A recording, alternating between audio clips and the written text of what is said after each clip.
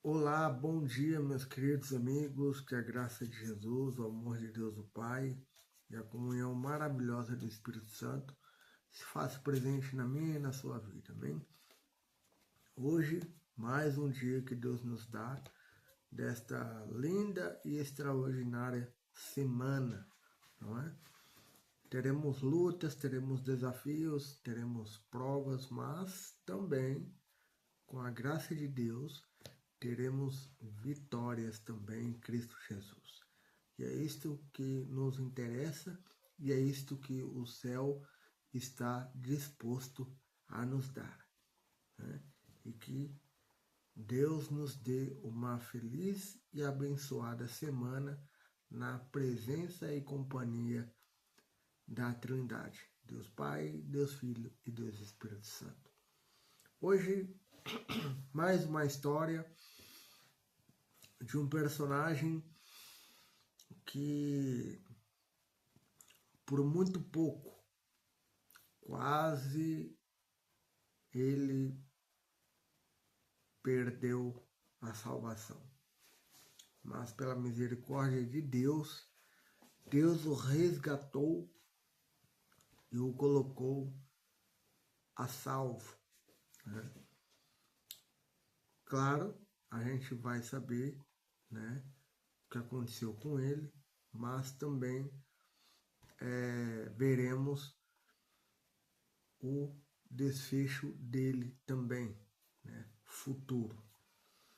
Mas para isso, vamos analisar a vida desse personagem à luz de uma pergunta que tenho aqui feito a cada dia com todos vocês, né?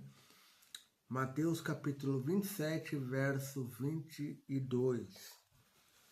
Lá diz assim: replicou-lhes Pilatos: que farei então de Jesus chamado Cristo? É com base nesta pergunta que nós vamos, mais uma vez, com a graça de Deus, examinar a vida deste homem. Então vamos lá. Tá curioso para saber quem é?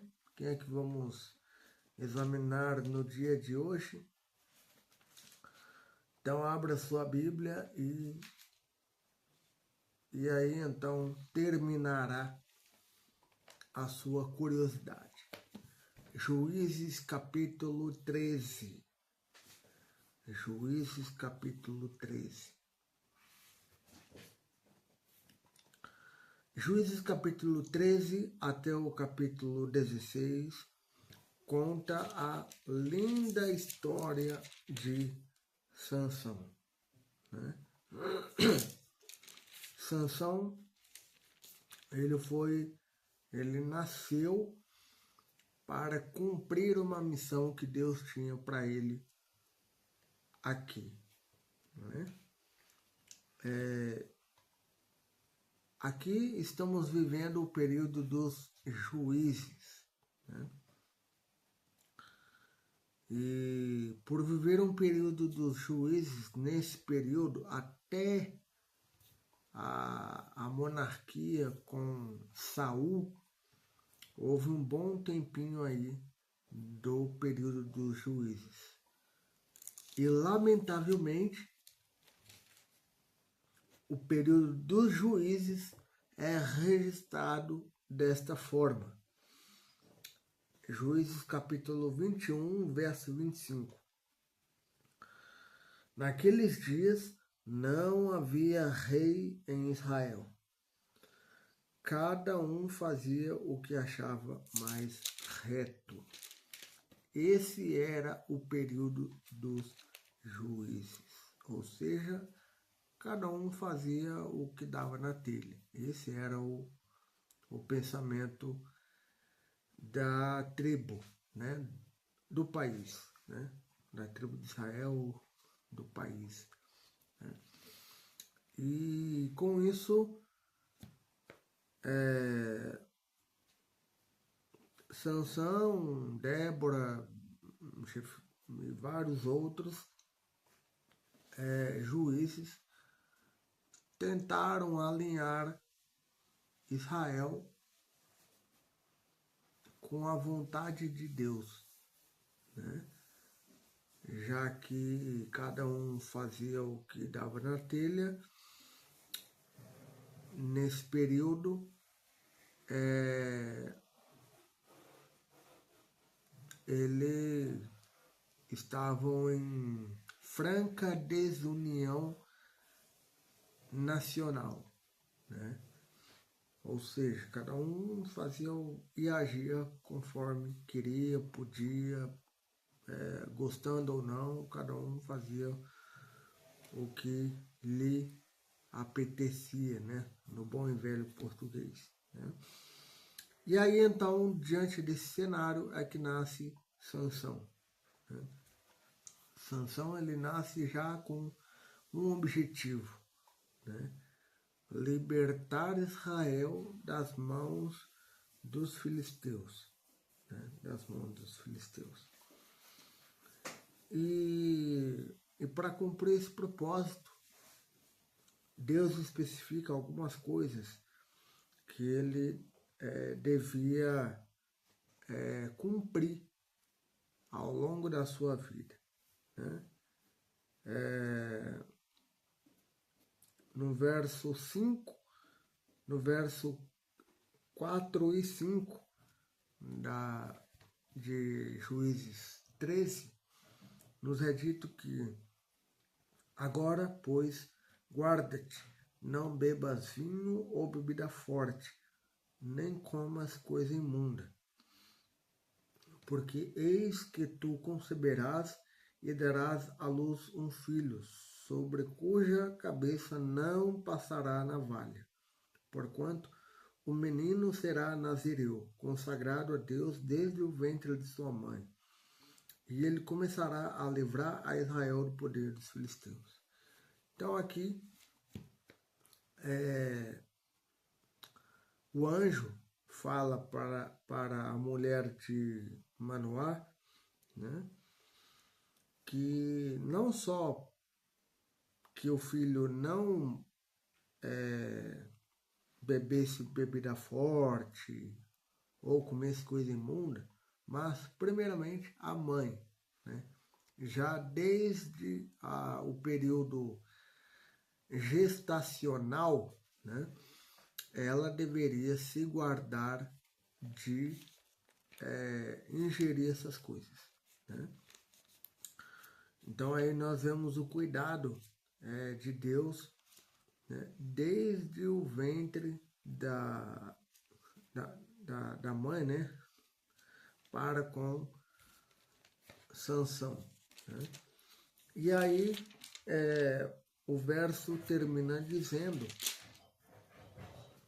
que ele não passaria navalha na cabeça dele, né? Ou seja, não raparia, não cortaria o cabelo, enfim, etc, né?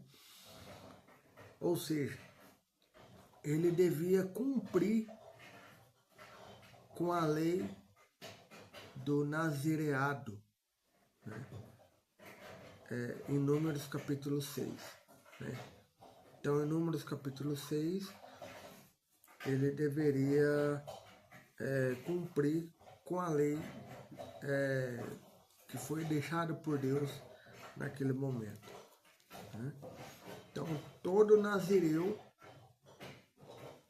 toda pessoa que fosse consagrada a Deus, deveria cumprir uma lista que Deus havia deixado, né, em Números capítulo 6. Então, toda essa lista de Números capítulo 6 estava relacionada com a vida e o ministério de Sansão, né? E aí Sansão nasceu, né, nos primeiros, quem sabe, 10, 12 anos, levou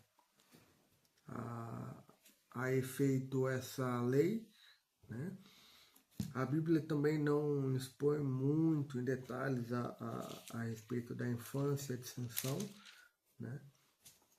Do capítulo 13 ao capítulo 14, né? Que vem a seguir,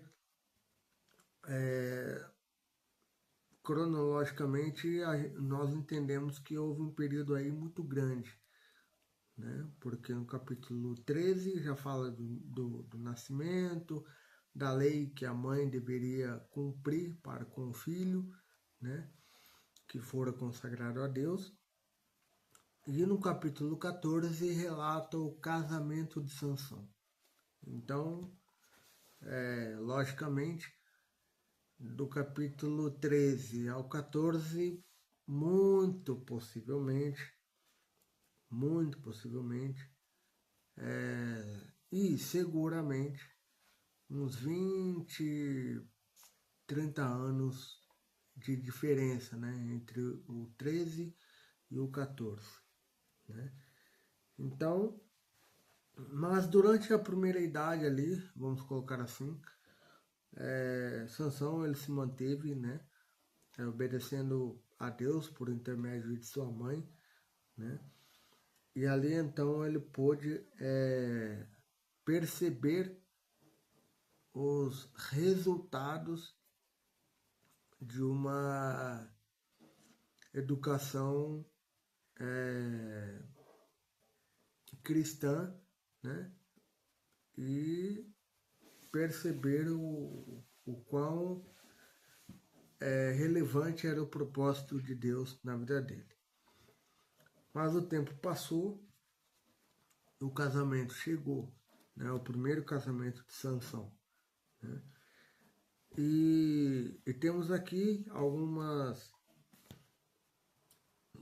lições a tirar desse casamento, porque esse casamento também foi uma tragédia na vida de Sansão, né, porque ele se associou com com filisteus, né, por meio do casamento, né, com uma mulher que a Bíblia não diz o nome, né, ela diz apenas que Sansão desceu a Tímna, né, e chegando lá viu uma das filhas dos filisteus, né, e esse casamento, lógico, ele não tinha nada para que desse certo, né? E aí então, desse casamento, ao final desse casamento também trouxe prejuízo para a vida de Sansão, né? Para a vida pessoal de Sansão e para a vida matrimonial também de Sansão, porque depois os homens eles pressionam a mulher, né, para que a mulher contasse o enigma, e a mulher também não sabia, e se eles não soubessem, né, eles iriam queimar a mulher, a casa, enfim, ia fazer uma tragédia, né, e daí a mulher acaba descobrindo, e aí Sansão fica irritado com isso, e daí ele vai lá e paga o que tinha proposto, né? Ele mata homens de filisteus e do despojo desses homens entrega para as pessoas que haviam acertado aí o enigma, né? E aí, desse casamento até o final, Sansão, ele sofre derrota após derrota, né? No campo pessoal, né? Porque, claro, aqui ele já era um homem forte, já era um homem feito, enfim, né? Mas ele não teve sabedoria para poder perceber as ciladas que ele estava se metendo. Saía de uma, entrava em outra e assim era a vida de Sansão, né? E após isso, então, um período depois também, Sansão ainda, penso eu que triste, né? E ao mesmo tempo furioso com o que havia acontecido, né? No capítulo 14, ele então pega 300 raposas e ateia fogo no rabo de cada animal, e as raposas então invadem as searas dos filisteus e fazem uma devastação, né, na seara dos filisteus. E aí então os homens a eles armam aí uma cilada, né? Os homens de Israel, né? Os homens de Judá, eles conseguem amarrar Sansão, né? Mas aí na hora de entregar o Sansão para os filisteus, né? Ele acaba ferindo. Ele pega uma queixada de jumento e fere 1000 homens, né? Com uma queixada de jumento, um montão, outro montão, com uma queixada de jumento, feri 1000 homens. É o que ele diz no capítulo 15, verso 16. Né? Então aí Sansão ele faz outra devastação nos homens de filisteus, né? Ele fere 1000 homens de uma vez só, né? Aliado, penso que aliado às duas coisas, né? Não só a capacidade de ser forte, mas também, muito provavelmente, né? A habilidade também, né? Para manusear uma queixada e matar 1000 homens, né? Não adianta nada ter habilidade, mas não ter força. Ou ter força, mas não ter habilidade. Penso que Sansão tinha essas duas atribuições, né? E aí, então, acontece uma coisa muito intrigante depois, porque logo a seguir, ele, em algum momento, ele vê um leão vai ao encontro dele, né? Um leão vai ao encontro dele, um leão novo, né? A Bíblia diz que foi um leão novo, né?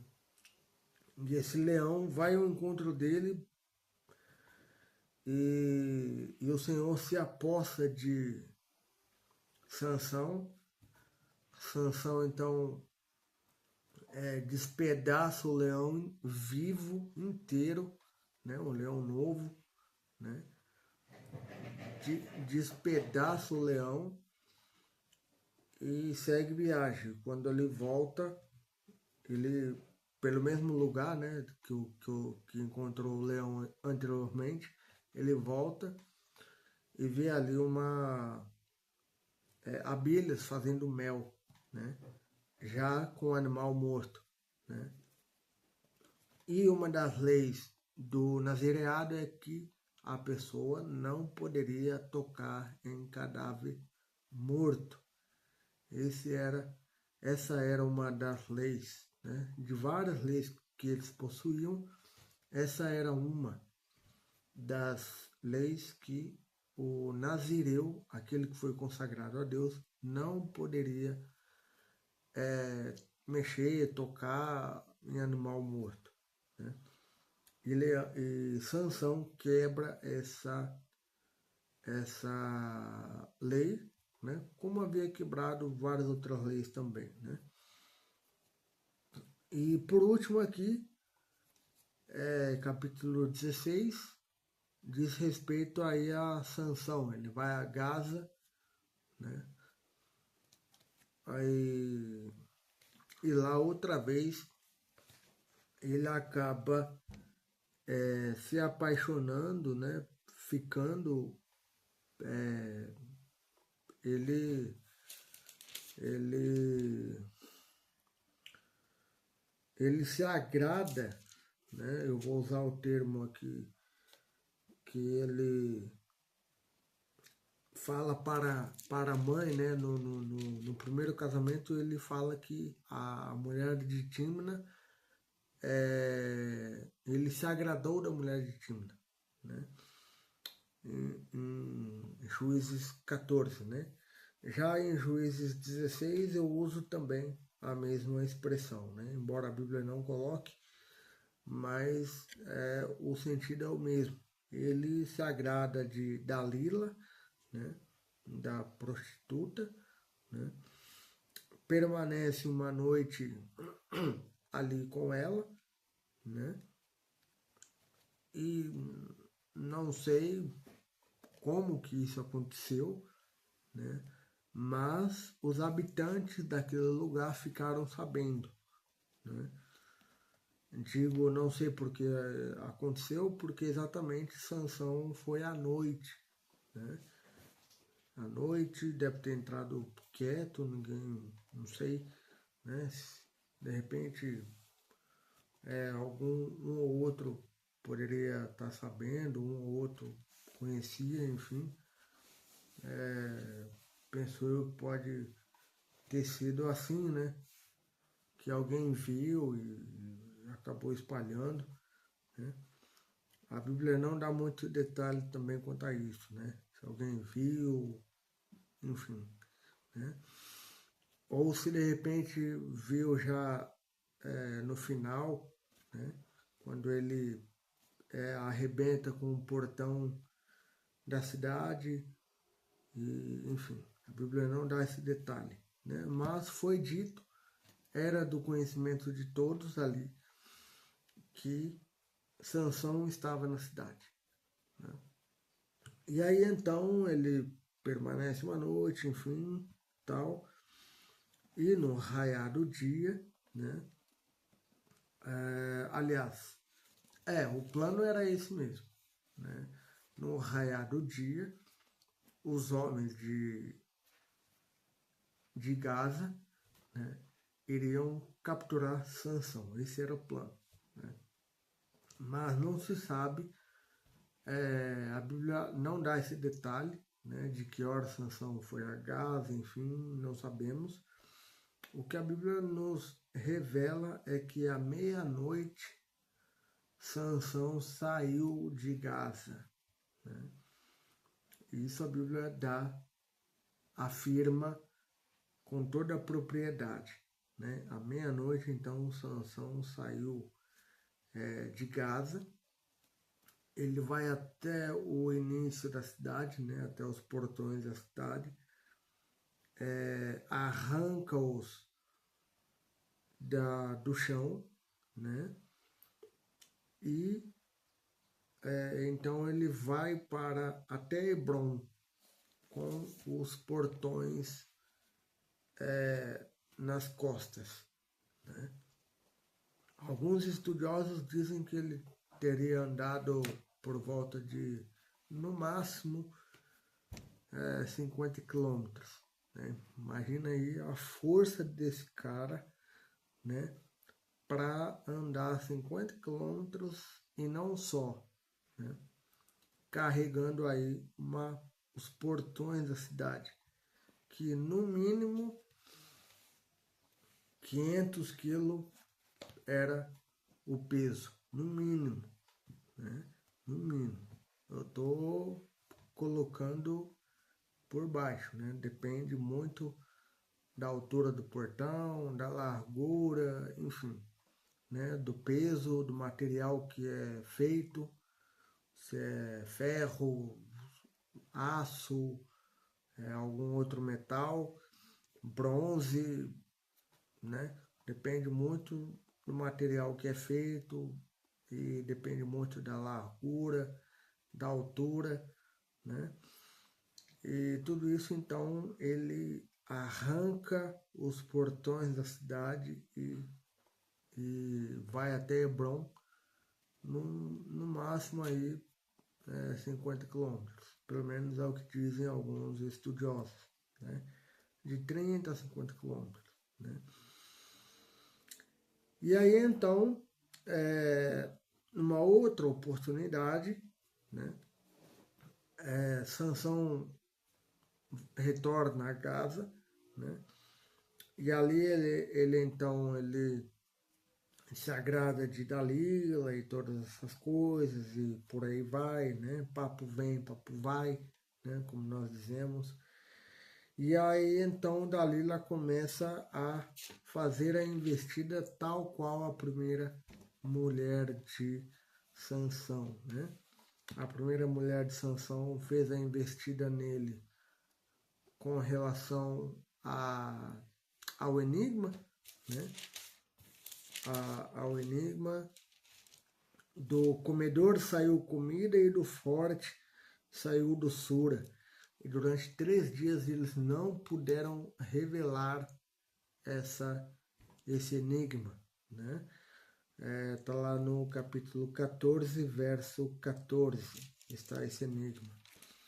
E aqui temos uma outra situação, né? Essa já é um pouco mais pessoal, né, do que o enigma, né?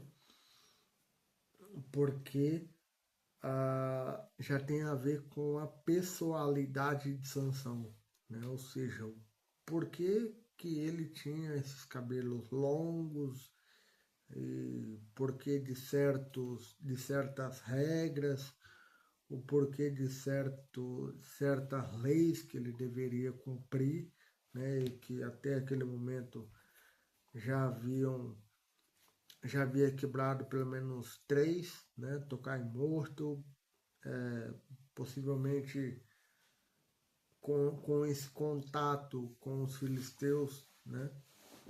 Possivelmente deve ter bebido bebida forte e se relacionado, né, com mulheres pagãs, né?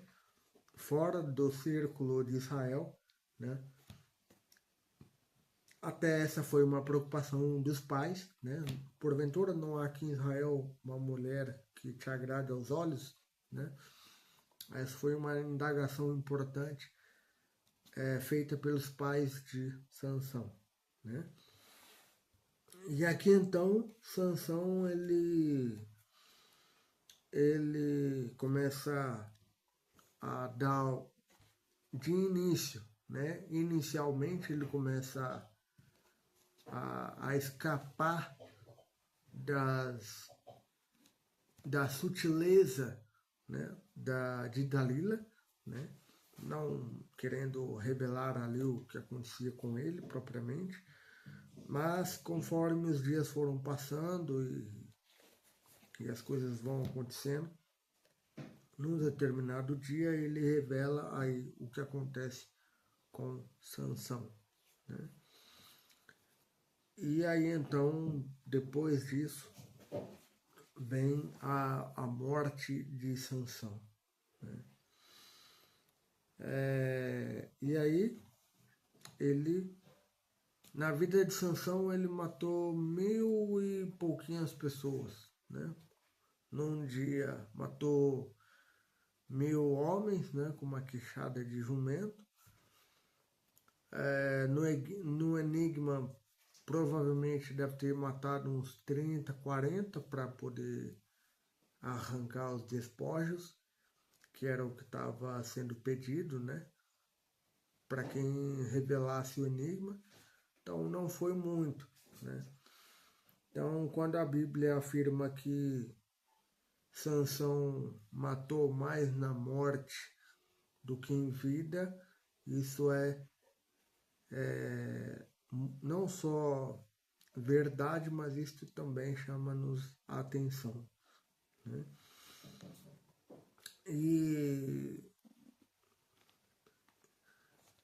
E hoje Sansão, ele está enterrado, claro, mas ele está também na galeria dos heróis da fé, né?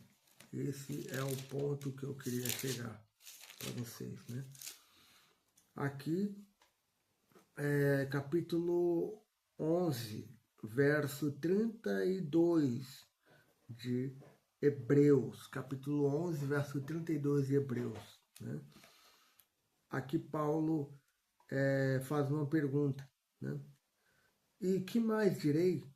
Certamente me faltará o tempo necessário para referir o que há a respeito de Gideão, de Baraque, de Sansão, de Jefté, de Davi, de Samuel e dos profetas. E ali então ele discorre do que essas pessoas fizeram, né?